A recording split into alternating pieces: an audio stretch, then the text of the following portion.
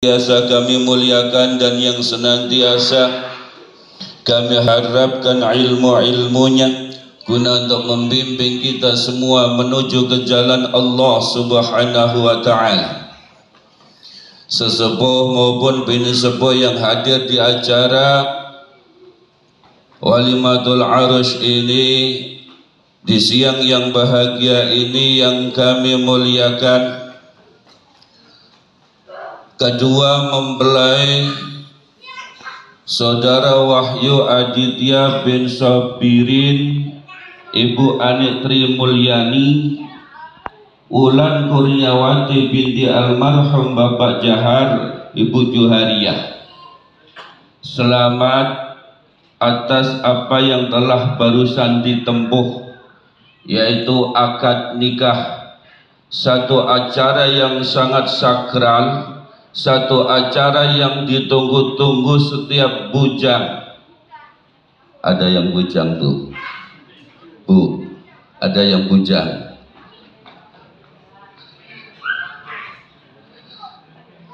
Bapak Ibu hadirin wal hadirat rahimakumullah. Yang pertama kita datang suruh menyaksikan jalannya acara pernikahan. Yang kedua, kita datang dimintain doa restu untuk kelangsungan pernikahan daripada kedua mempelai. Mudah-mudahan mempelai berdua senantiasa dijadikan oleh Allah Subhanahu wa ta'ala menjadi keluarga yang sakinah, mawaddah, warahmah. Amin. Gitu Bu. Pak, kita ke sini disuruh atau dimintain barokah doa. Kalau tadi kan cuman Pak Kua yang doa, kita amin-amin aja. Terkadang juga nggak tahu apa yang dibaca Pak Kua tadi, apa maksudnya, mohon maaf.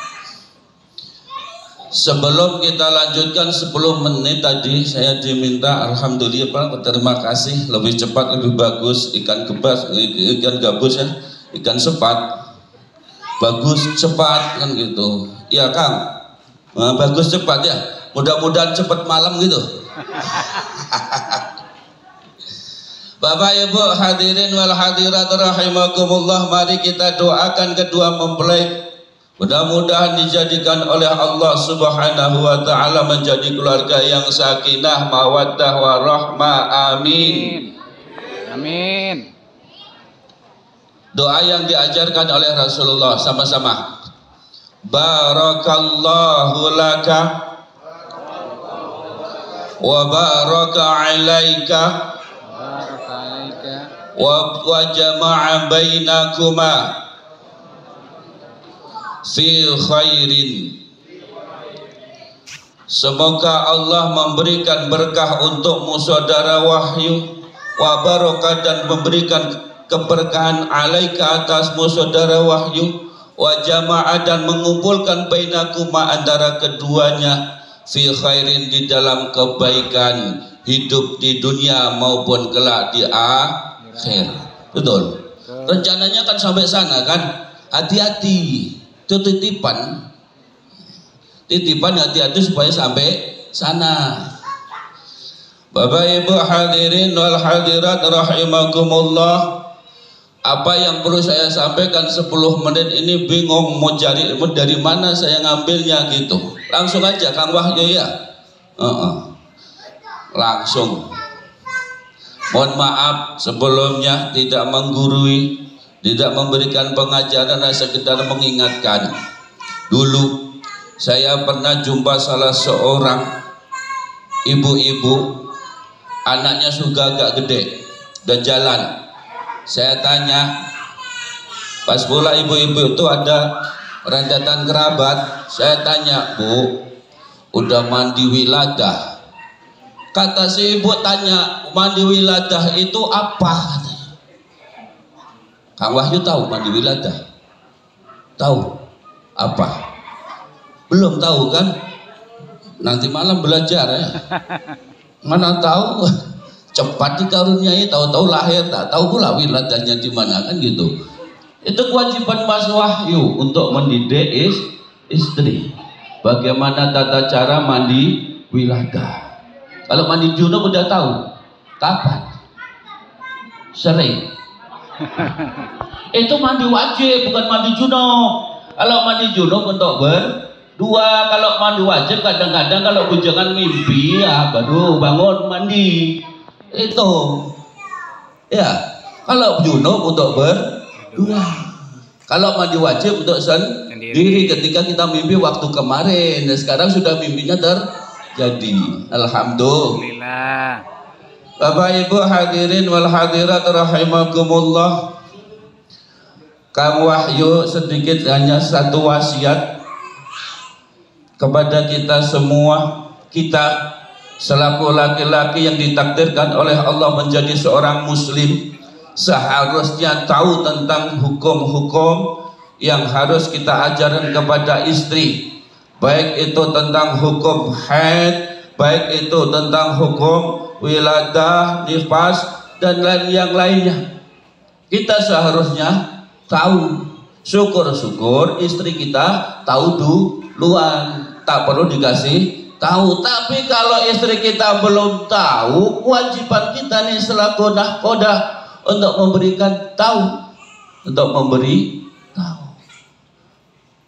Bapak Ibu hadirin wal hadirat, kedua mempelai yang sangat berbahagia, mandi wajibnya dah ngerti, mandi junubnya dah tahu.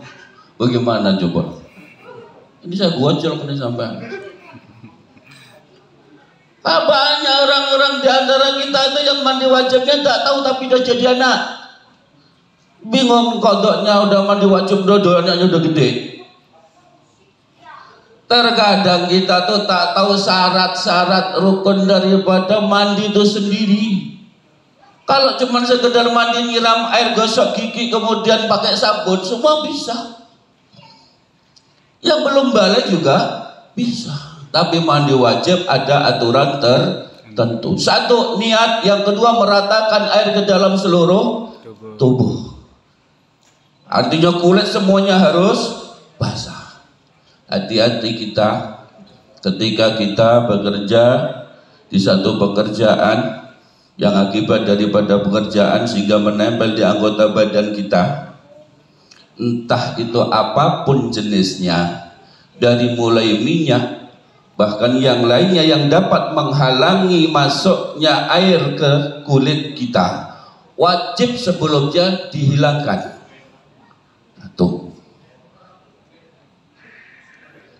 Yang perlu kita ketahui dan perlu Mas Wahyu waspadai, istri kita biasa pakai apa ini namanya? Apa? Kutek. Saya nggak gitu paham, orang saya nggak pernah pakai. Nah, ini kalau istri kita pas sering pakai kutek dan kuteknya dari sesuatu yang nggak bisa tembus air, wajib dikerok itu sebelum mandi, Bu. Itu kalau nantinya supaya sah mandi wajib. Bahayanya nanti ketika kita mandi wajib kemudian ada sehelai rambut tidak terkena air, maka menjadikan satu sebab siksa kubur dan siksa neraka. Naudzubillah. Itu akibat fatalnya kalau kita kurang berhati-hati ketika mandi. Perhatikan Mas Wahyu, nanti ketika istri sampean berbenah diri untuk menyambut sampean, entah dari pulang kerja atau menyambut kemana nggak ngerti saya. Kalau berbedak jangan untuk orang lain ya Mbak. Untuk dia aja, jangan keluar nanti menor di rumah nggak karuan, berepot Mas Wahyu, nggak pulang-pulang malah bingung ya, berbedaknya nanti di rumah. Maaf. Perhatikan lipstick, perhatikan apa yang ada di muka istri kita, dari jenis-jenis yang berminyak atau sekedar ketika kena air itu hilang. Tapi ketika ada bedak, lipstick, apa nih, shadow dan sebagainya, nggak tahu saya alat kecantikan karena istri saya nggak pernah bersolek. Perhatikan apa ada kadar minyaknya apa tidak. Ketika ada kadar minyaknya, tolong untuk supaya dibersihkan yang sedemikian bersihnya, supaya ketika nanti mandi semua wajah kena. Nah, Mas Wahyu kerja di hotel sini ya, alhamdulillah. Apalagi Mas Wahyu masih muda, ganteng lagi, suka kadang-kadang pakai minyak rambut, betul. Ketika kita pakai minyak rambut, pulang nanti dari hotel nanti malam, kalau sampai nanti itu pakai minyak rambut, pagi-pagi nanti dicuci dulu rambutnya dari minyak itu. Jangan tahu-tahu mandi minyaknya tanpa dihilangkan. Paham? Sedikit, karena kemarin sampai nggak sempat ke rumah. Jadi saya kasih tahu di sini. Ya untuk kita semua, mana tahu ada yang belum paham. Itu karena saya perhatikan. Kemudian datang menstruasinya, Mas Wahyu harus tahu menstruasi umum berapa hari? 7. Paling banyak berapa hari?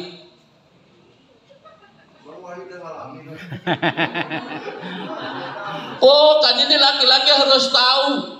Standar kewajiban kita selaku laki-laki harus tahu sebelum beranjak ke pernikahan. Kita harus tahu, takutnya nanti ditipu sama istri kita. Katanya masih halangan Mas, katanya. Padahal ya dia yang enggak mau. Itu yang susah, karena kalau halangan kan haram tuh. Kalau kayak yang itu tahu Mas Wahyu. Paling sedikit menstruasi 1 hari 1 malam. Besoknya bersih, besok boleh kerja lagi, nanam lagi, gak apa-apa. Asal besok hari kedua gak keluar. 1 hari 1 malam tuh Mas Wahyu harus tahu, jangan pula nanti kena tipu istrinya. Masih Mas katanya, ya Mas bingung sendiri nanti. Mutar sana, mutar sini. Saya laki-laki Mas Wahyu, walaupun maaf Ustaz. Laki-laki kalau usianya susah tuh mutar sana, mutar sini. Ayo Pak, betul? Betul. Saya nggak bohong-bohongan. Yang kedua, perhatikan masa sucinya. Ketika nanti keluar haidnya di tanggal berapa, jam berapa, sudah waktu masuk zuhur, istri belum sholat, tahu-tahu men, itu artinya hutang sholat. Ketika nanti sudah suci, mandi harus diqadha menurut Imam Syafi'i.